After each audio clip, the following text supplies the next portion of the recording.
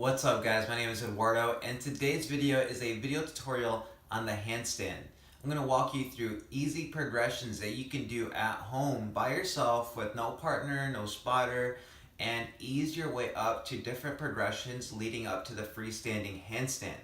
It's not as complicated as it gets, it just takes time. And you have to get comfortable with a few things: flexibility, strength, core strength, and just overall developing a good sense of body awareness to be able to get upside down comfortably. So I'm going to walk you through different things like inchworms, and you're even going to do cartwheels to learn how to exit the handstand safely. So you're going to be doing more things than just the handstand, but that's going to help you develop your strength, flexibility, and body control to get to the freestanding handstand gradually so that you don't go too fast, too soon, and possibly hurt yourself. So let's get started. Okay, so let's start off with stationary inchworms.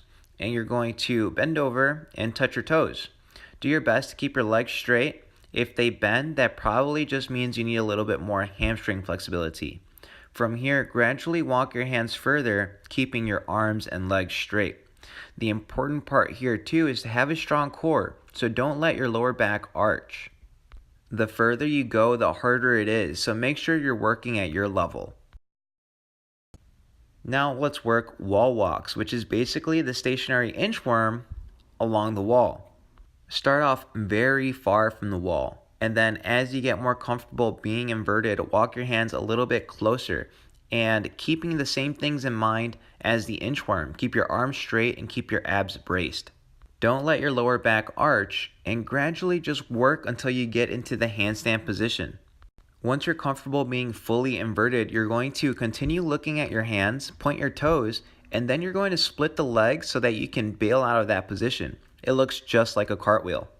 And so the next step here is to learn how to cartwheel. So take your time, start small, and work the baby cartwheel.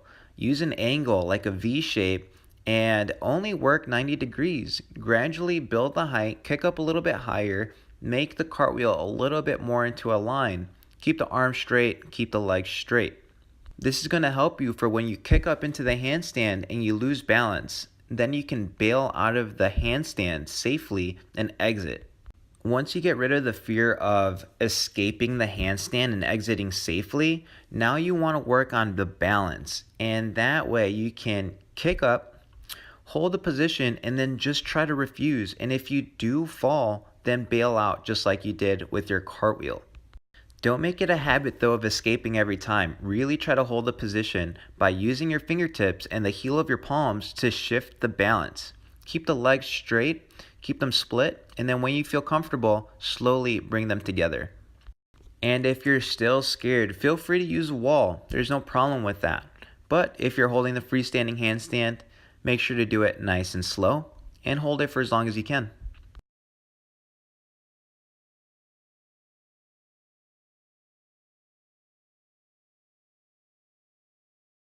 If you enjoyed watching this video, please hit the like button and subscribe if you want to watch more videos like this one. Until next time.